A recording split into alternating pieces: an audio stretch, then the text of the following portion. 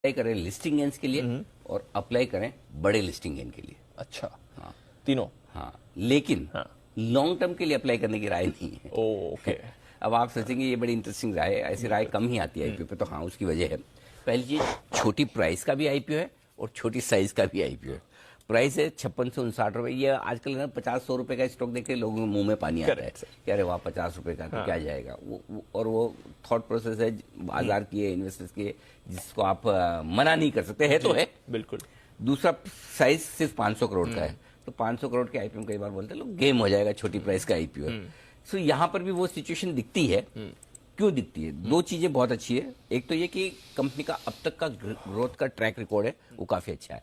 Company mobiles, electronic goods या consumer durables, TV, fridge वगैरह, washing machine, इन सब के स्टोर्स हैं कंपनी के पास में। लगभग 112 कुछ स्टोर्स हैं कंपनी के।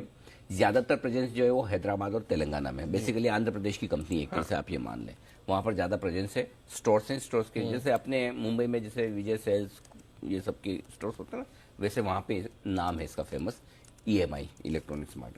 तो ये अभी तक की ट्रैक रिकॉर्ड जो है, कंजम्पशन स्टोरी तो है ही इंडिया में।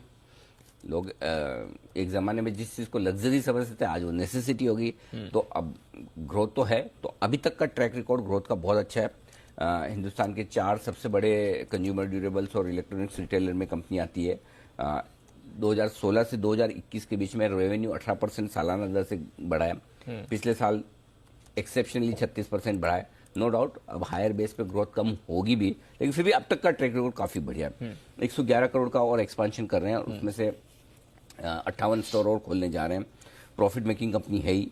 थोड़े से फ्यूचर कैश फ्लोज पिछले साल का छोड़ दें, 2022 का, उसके पहले नेगेटिव रहे, वो एक हल्का नेगेटिव है, लेकिन अदरवाइज प्रॉफिट मेकिंग कंपनी है और वैल्यूशंस अभी भी आकर्षक है। दूसरे रिटेलर्स कंपनियों के साथ में कंपेयर करें तो 2025 की अर्निंग पे 15 के 14 के पी मल्टीपल पर है, और अभी वाले में भी 18-20 के मल्टीपल पर। तो महंगा नहीं है, और महंगा नहीं है इस हिसाब से लिस्टिंग की गुंजाइश प्रॉफिट बनाने की बन जाती है। तो अब आप ये सोचेंगे कि मैं लिस्टिंग पर ही पैसा बुक करने के लिए या क्यों कह रहा हूं, तो अब उसके जो 1-2 नेगेटिव्स है वो समझ लीजिए। सबसे पहली बात तो कि ये बिजनेस बहुत ही कॉम्पिटिटिव है, और ऐसा इस कंपनी के पास में ऐसा कुछ भी नहीं कि कोई दूसरा ये बिजनेस नहीं कर सकता या दूसरे नहीं करते हैं, क्योंकि आपको कहीं से खरीद के बेचना है। आप जो भी सारी ब्रांड से बड़ी ब्रांड्स उनसे आप खरीदते हैं, आप बेचते, तो एक रिटेलर का जो मार्जिन होता है वही इनका है। करेक्ट। खाली स्केल बड़ी है तो आप थोड़ा ज्यादा नेगोशिएट कर पाते हैं, स्केल कम होती है तो कम कर पाते हैं कंपटीशन में। दूसरा जो सबसे बड़ी दिक्कत जिसकी वजह से मुझे लगता है स्टॉक लॉन्ग टर्म पोर्टफोलियो में नहीं रखना चाहिए, वो है ई कॉमर्स स्पेस से जो कंपटीशन आ रहा है। अब आजकल देखिए जब मोबाइल खरीदना, मोबाइल में आपको जाके देख के टच और फील वाली जरूरत ही खत्म अब तो नहीं है, हाँ, है ना। धीमे धीमे शायद टीवी और फ्रिज वॉशिंग मशीन में भी कम हो जाए। वो अभी भी लोग जाकर देखकर पसंद करते हैं, लेकिन अब मोबाइल का बिजनेस 30 से 35% रेवेन्यू देता है। अब वो और ऑनलाइन इतने सस्ते मिलते हैं, अभी ये जो सेल वेल चल रही है आप खुद देख लो कितने सस्ते। तो अब धीरे धीरे वो बिजनेस है ना, ई कॉमर्स से जो कंपटीशन इनको आएगा, ई कॉमर्स से इनका रेवेन्यू अभी भी खाली 1% है, नहीं के बराबर है। ये प्योरली वो शोरूम्स वाला मूड में है।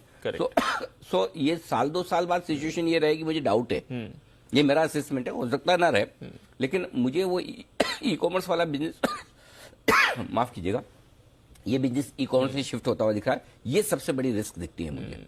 और 1/3 रेवेन्यू अगर उस स्पेस से आ रहा है वो तो जाना ही जाना है, उसमें से 35% 30% का 10% भी रह गया तो दिक्कत है। एक तीसरा, इनके जो स्टोर है 112, उसमें से 89 स्टोर 89 स्टोर ऐसे हैं जिनमें बजाज इलेक्ट्रिकल्स के साथ इनका वो लीगल टसल चल रहा है, लिटिगेशन चल रहा है, नाम यूज करने को लेकर, ट्रेडमार्क को लेकर।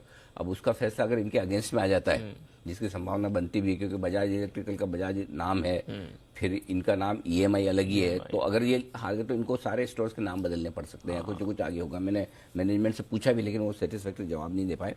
तो ये चीज है। अब एक जो इंटरेस्टिंग चीज है दीप, जो ये 58 स्टोर नए खोल रहे हैं, 500 करोड़ का जो पैसा जुटा रहे हैं, उसमें से 125 करोड़ 150 करोड़ एक्सपेंशन में लगाएंगे, ये 2025 तक खुलेगा, और 2025 में मुझे लगता है कि इस कंपनी की अर्निंग्स टॉप आउट कर जाएगी। अच्छा, हाँ, और ये 2025 वाला जो मामला है, इसी के बेसिस पे अभी लोग इसको डिस्काउंट देने की कोशिश करेंगे।